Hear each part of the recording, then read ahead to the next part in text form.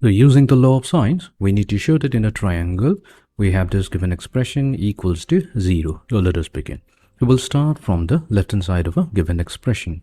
Now in the first term, we have b squared minus c squared. So here we'll be using the law of sines. For that, let's define the law of sines. We will begin by considering an acute angle triangle. Now we can use an obtuse angle triangle or a right angle triangle as well, but for simplicity I'm using an acute angle triangle. Now this is angle A. Now the side opposite to angle A is represented by BC, but we're going to use the letter A to represent it. Then the side opposite to angle B, that's AC, we're going to denote it by the letter B in lowercase, and AB will be the side opposite to angle C, so we're going to represent it by the letter C. Then we have the law of sines. Now the law of sines that states that if we have the ratio of the side A to that of the sine of the angle opposite to it, that means sine of A, this will be equals to the ratio of the side B to that of sine of the angle opposite to B.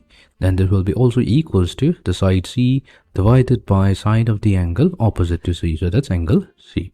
So this is defined as the law of sine. So what we'll do in our case, we're going to let that these three ratios equals to a common constant lambda, such that we can write A as lambda times sine A. Then B will be lambda times sine B. And the value of C will be lambda times sine C. What we'll do, we'll replace the numerator of each of the terms with this respective values, so A, B, and C. So let's do that.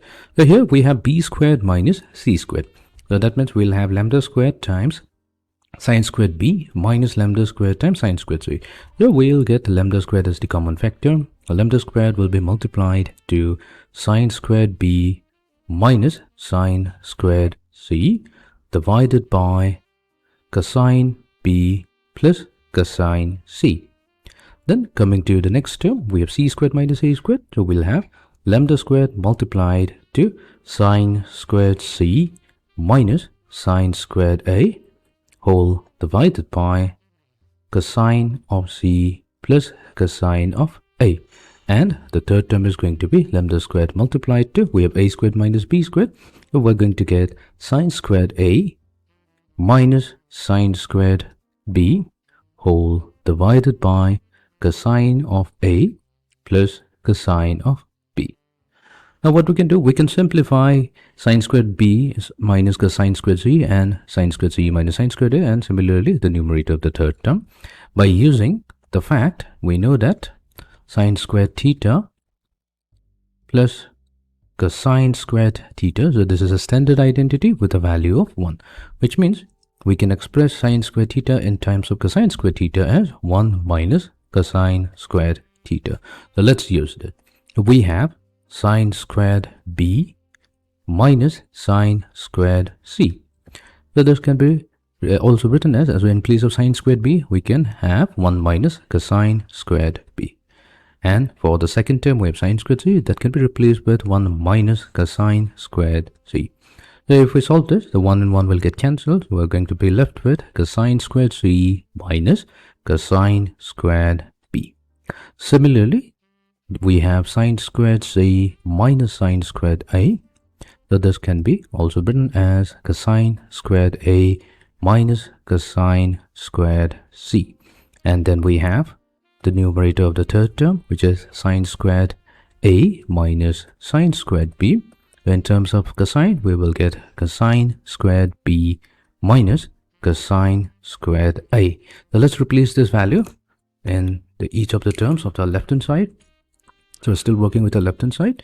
So that will be equals to lambda squared multiplied to cosine squared C minus cosine squared B whole divided by cosine, we have cosine of B plus A, so let me write it as cosine of C plus cosine of B, since addition is commutative, plus lambda squared multiplied to, so sine squared C minus sine squared A is going to be replaced with cosine squared A minus cosine squared C whole divided by, we have cosine C plus cosine A. What we can do, write it as plus cosine C plus lambda squared multiplied to, we have sine squared a minus sine squared b. We can replace it with cosine squared b minus cosine squared a whole divided by cosine b plus cosine a.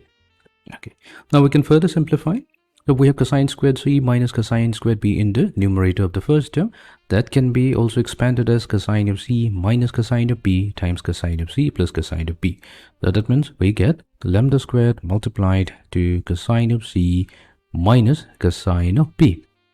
The cosine of c plus cosine of b gets factored out from the numerator into denominator. Similarly, in the second term, cosine of a plus cosine of c, that gets factored out from both the numerator and the denominator, leaving us with cosine of a minus cosine of c, and the third term will be lambda squared multiplied to cosine of b minus cosine of a.